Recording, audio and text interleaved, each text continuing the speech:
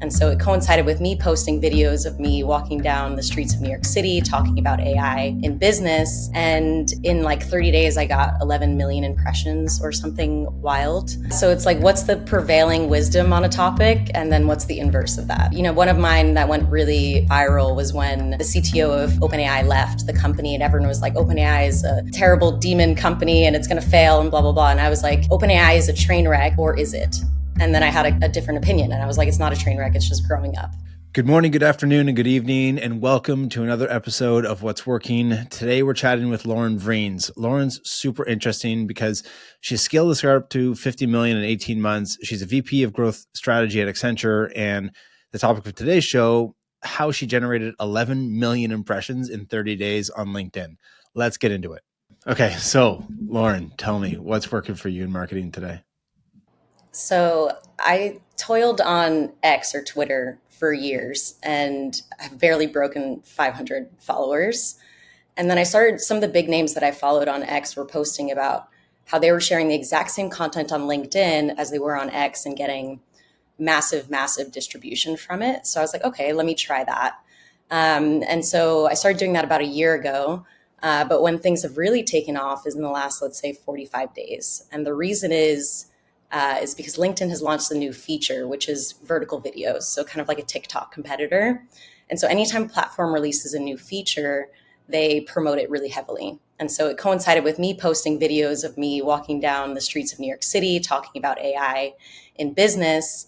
And in like 30 days, I got 11 million impressions or something wild. And what's cool about LinkedIn too is that there's about 1 billion users on the platform and only 1% are creating content. So if you can crack into it and leverage vertical videos, it's a really good strategy. Okay, so let's assume that you can create vertical video.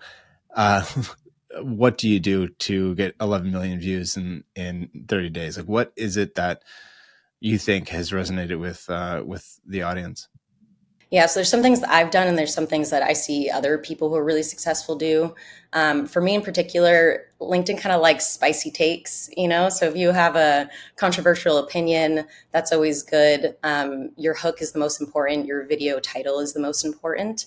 And topical stuff as well. So if you can somehow connect it into LinkedIn news, it's something that's recently hit the headlines that also gets a lot of traction. And I think just being kind of like not totally polished, like, you know, like really casual, talking as if you're talking to a friend, that seems to do really well. And then there's also like founder-led marketing. So I don't do a lot of that, but other folks like Adam Robinson of RB2B has been wildly successful at that. So it's sharing the ups and downs of building his business, but in a way that's educational. And so helping people like avoid his mistakes, that's done really well.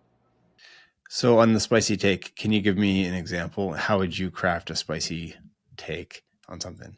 Yeah, so it's like, what's the prevailing wisdom on a topic? And then what's the inverse of that? So it's like AI, you know, one of mine that went really viral was when the CTO of OpenAI left the company and everyone was like, OpenAI is a terrible demon company and it's going to fail and blah, blah, blah. And I was like, OpenAI is a train wreck, or is it?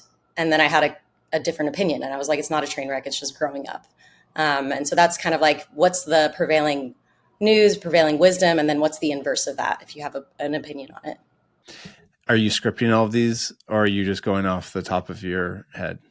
I typically do a little bit of research and do some bullets, but since I'm walking down the streets of New York, it's really hard to script. And then I just run with it. And if I stumble over it, then I maybe record a piece over again, and then I use Descript to edit stuff out. Okay. Are those bullets in front of you when you're recording, or are they in a note Nope. and then you're no? Okay. Yeah. Just hope to God I remember them as I'm Yeah. Yeah. trying to avoid taxis and bicycles and people Right. walking down the Right. street. That's important. Okay. What about things not to do, or things that you've tried that just haven't worked that you thought would? What should people avoid doing? Really esoteric philosophical takes. I don't think there's a huge market for that. They talk about having kind of like top of funnel type of content that's really broadly accessible to people.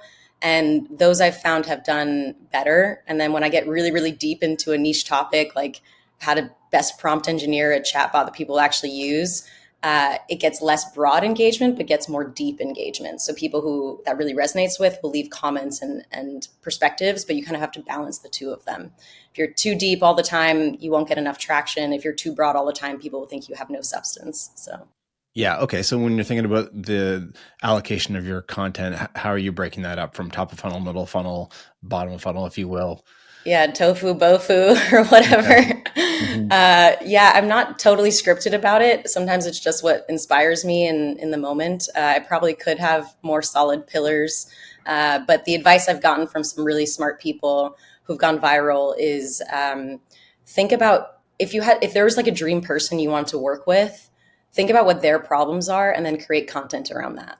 And that's the best way to focus yourself because there's so much stuff you could talk about. Yeah. A little more tactically, are there any tips and tricks that you use? I know that, or I've noticed that you usually have a hook or the context pinned at the top of the video so that people know what they're getting into. Are there any other tips like that that you can share? Yeah, so the way LinkedIn videos is working right now is that it's showing kind of like the first 5 seconds or 3 seconds or something of the video on loop. And if you have a title in there, then that's more gripping and people will click on it and actually watch the whole thing. If you don't, they'll just see your face and they're like, well, I don't know what this video is about. So having a title on your videos is great. Captions, really important. A lot of people aren't watching stuff on LinkedIn with audio on if they're at work or something. So you need to have captions. Uh, and yeah, oh, making it like, people have like slow attention span or like limited attention spans. So throwing in graphics, like newsletter headlines, like all of that stuff seems to get people to pay more attention and watch the whole thing. So most of the people that are at least consuming this through my newsletter are mid-market B2B SaaS brands, marketer, like VPs of marketing, CMOs, directors of marketing. Any advice for those types of companies as they're thinking about creating LinkedIn video content? Yeah, don't post under your brand. Make your founder, your CEO, the face of your brand.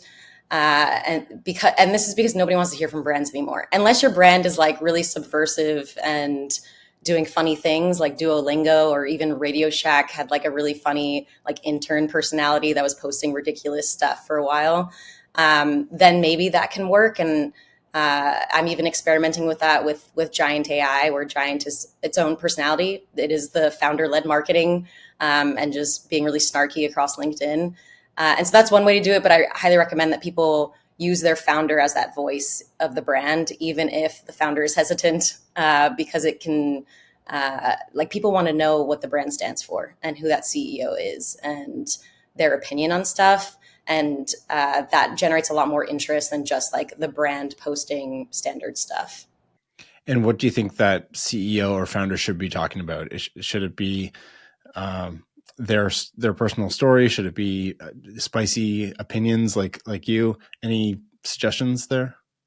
I like spicy takes. I encourage founders I know to do spicy takes if they have a strong perspective on them. I know one who is, especially if it aligns with your brand, right? So I know one that goes pretty hard on kind of talking about how OpenAI doesn't value privacy or data security, and that's because he is building something that's in competition and is taking a very strong privacy data security stance, and that really resonates with people because he's saying something that people are thinking but aren't necessarily hearing, and so that's always, I think, really valuable stuff. Right. And then lastly, going into the new year, are you going to try any new experiments or make any changes to what you're doing with video? I'm curious to know what your plan looks like. Yeah, good question. A lot of it is consistency, right? So the more you post, the better your traction is overall. And so getting more consistent, doing content in advance. But that also is counteracted by the fact that I think topical stuff seems to do best for me. So if I'm commenting on drama that's happening in Silicon Valley or in the AI world, people want to hear that, which means you have to turn stuff around really fast. And so that means even quicker, like running to the street and recording a video and then posting it rather than kind of a week later posting stuff. So trying to get to a faster turnaround. Okay, that's the show. Thanks for watching. If there's a marketer or founder you want me to interview, DM me or tag them in the comments below.